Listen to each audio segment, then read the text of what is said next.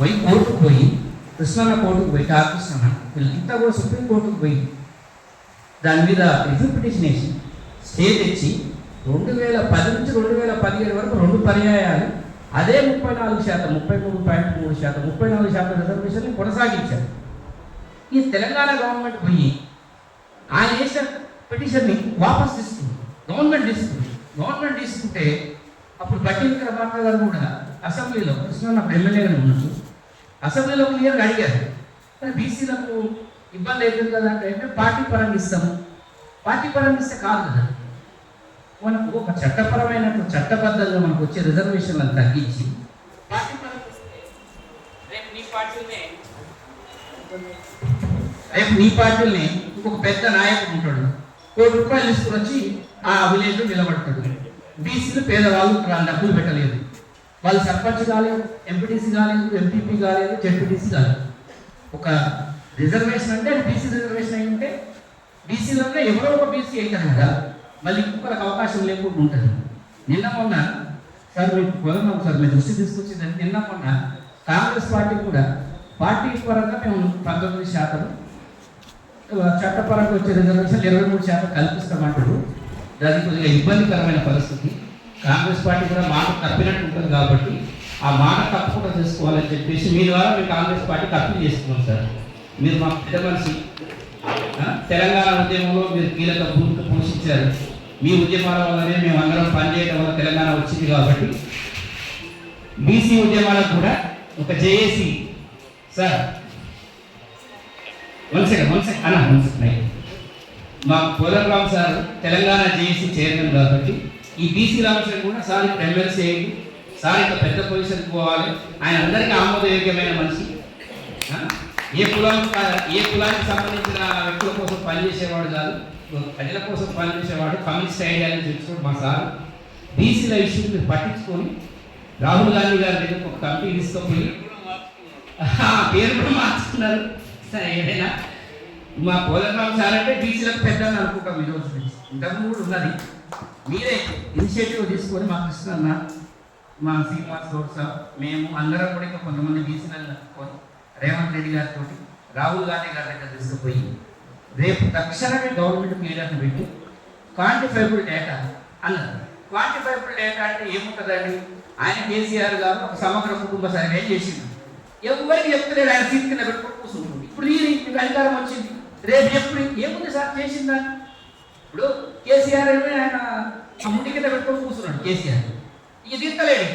ఇప్పుడు ఆయన ముడి కింద సీటు ముందు ఎలా కొట్టినాం కదా మనం. ఇప్పుడు మీరు తీరు ఏది సమగ్ర కుటుంబ సర్వే పోనీ ఇప్పుడు ఎంపరికల్ డేటా ఇప్పుడు చెయ్యండి సార్. ఎంపరికల్ డేటా మన నితీష్ కుమార్ గారు 2 నెలల్లో చేసింది, ఆయన 1 రోజు చేసింది, మన 4 రోజుల్లో చేయింది.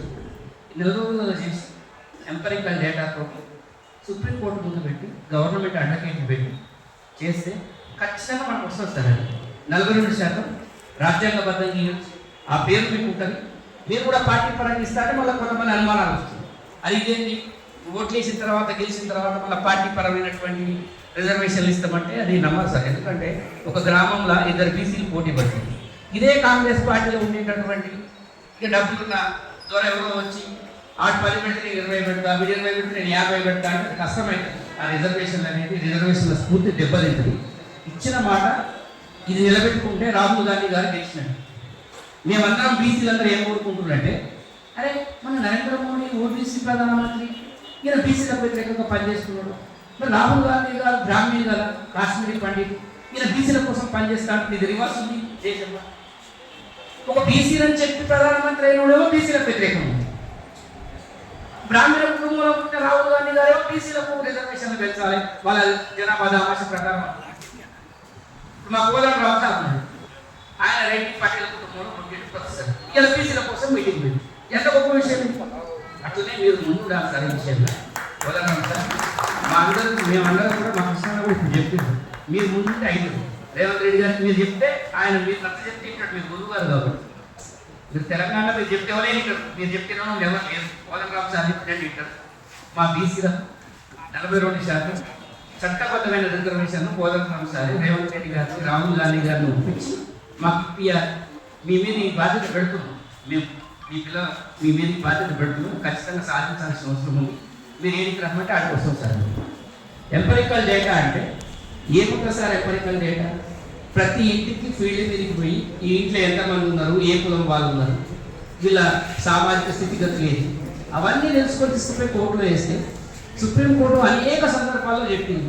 క్వాంటిఫైబుల్ డేటా ఉంటే, ఎంపరికల్ డేటా ఉంటే, ఎంతమంది ఉంటే అంతమంది రిజర్వేషన్ ఇస్తామని చెప్పింది సార్. 42 కాదు, మన దగ్గర 60 మంది అనుకో, ఎంపరికల్ డేటా ఉంది, 62% మంది బీసీలు ఉన్నారు ఇక్కడ అంటే 62% ఇవ్వాలి కోర్టు. కోర్టు అనేది న్యాయం చెప్పాలి, బీసీలకు అన్యాయం చెప్తుందా కోర్టు? ఈరోజు అగ్రకుల పేర్లకు 10% ఇయ్యనియండి, మాకు ఇబ్బంది లేదు. వాళ్ళ అవకాశాలు వాళ్ళవి, మా అవకాశాలు మావి. మా అవకాశాలు మాత్రం మాకు ఇస్తలేరండి కదా, ఈ ఫైటింగ్ అంతా, ఈ కొట్లాట అంతా. మా అవకాశాల కాడికి వచ్చేసరికి కోర్టు వ్యతిరేకంగా చెప్తుంది. రాజకీయ పార్టీలు ఇచ్చిన మాట తప్పుతున్నాయి. ఆ ఇచ్చిన మాట తప్పిన పార్టీలో కాంగ్రెస్ పార్టీ ఉంటుందని నేను ఎక్స్పెక్ట్ చేస్తున్నాను. బీజేపీ పార్టీ అంటే అది బ్రాహ్మణీయ జనతా పార్టీ ఉంటుంది, వాళ్ళు బీసీలకు వ్యతిరేకమని చెప్పింది. రాహుల్ గాంధీ గారు విపరీతమైన పోరాటం చేస్తుంటే ఆర్ఎస్ఎస్ అసలు కులాన్ని ఒప్పుకోదు, కులగణన ఒప్పుకోదు. కానీ మన ఆర్ఎస్ఎస్ మీటింగ్ పెట్టి మాకు కులగణన ఓకే, అదే గెలుపుతుంది. రాహుల్ గాంధీ గారు నన్ను ఈ పార్లమెంట్లో మీరు అవమానించారు. ఇదే పార్లమెంట్లో ఇదే సెషన్లో ఈ 5 ఏళ్ల లోపలనే నేను కులగణన చేపించి తీరుతా అని చెప్పాను. రిజర్వేషన్ 75% తీసుకుపోతా అని చెప్పాను. నేను రాహుల్ గాంధీ గారు ఓబీసీలకు 42% రిజర్వేషన్ ఇస్తానని నేను దాన్ని స్వాగతిస్తూ రాహుల్ గాంధీ గారు మాట్లాడి, కానీ కాంగ్రెస్ పార్టీకి పోతే రాహుల్ గాంధీ గారికి మన ముఖ్యమంత్రి గారికి నాకు అప్పీల్ ఏంటంటే 42% కాదండి, బీసీలు ఎంతమంది ఉంటే అంత శాతం రిజర్వేషన్ ఇవ్వండి, అది మా హక్కు. ఈ రాష్ట్రంలో 60% మంది బీసీలు ఉన్నారనుకో, మాకు 60% రిజర్వేషన్ ఇవ్వాలి. విద్యారంగంలో, ఉద్యోగ రంగంలో, రాజకీయ రంగంలో. ఇంకొక ప్రధానమైనటువంటి ఇష్యూ ఏంటంటే ముస్లిం మంది తీసుకొచ్చి బీసీలలో కదా, అది కూడా లేదు, తీసేయాలి. బీసీలు బీసీలే ఉండాలి, ఎస్సీలు ఎస్సీలే ఉండాలి, ఎస్సీలు ఎస్సీలే ఉండాలి, ముస్లింసే ఉండాలి. ముస్లింలు ఈ దేశంలో మైనార్టీలు వాళ్ళ ప్రజలు కాదా, వాళ్ళ ఓట్లు వేస్తారు కదా, మైనార్టీ రిజర్వేషన్లకు చేస్తున్నాయి. ఈడబ్ల్యూఎస్ ఇచ్చారు, వాళ్ళకి ఎండబ్ల్యూఎస్ అని ఇవ్వండి, ఏదో ఒక పేరు పెట్టి ఇవ్వండి. బీసీలలో కలిపి అప్పుడు రాజశేఖర రెడ్డి గారు ఉన్నప్పుడు తెలంగాణ ఉద్యమం బాగా నడుస్తుంటే తెలంగాణ ఉద్యమాన్ని దెబ్బతీయాలని చెప్పేసి ఈ బీసీ రిజర్వేషన్లకి తీసుకుపోయి మన రాష్ట్రంలో 25% రిజర్వేషన్ ఇంప్లిమెంట్ అయ్యింది. 27 కాదు, ఇళ్ళకెళ్ళి 2 కట్ చేసి, అండ్లకెళ్ళి 2 కట్ చేసి 4 పెట్టి ఈబీసీ అని చెప్పించి, అది ఎంత మోసం జరిగింది బీసీలకు. దీని మీద సమగ్రమైన స్టడీ చేయాలి సార్. చేసి మీ నాయకత్వంలోనే మేము అందరం గతంలో ఏదైతే జేఏసీ ఉందో అదే జేఏసీలో కంటిన్యూషన్ అనుకోండి, బీసీలకు న్యాయం చేయండి సార్. మీరు మీ మీద బాధ్యత ఉందని చెప్పి ఈ సందర్భంగా తెలియజేసి అవకాశం ఇచ్చినటువంటి పెద్దలకు అందరికీ పేరు పేరున ధన్యవాదాలు తెలియజేసి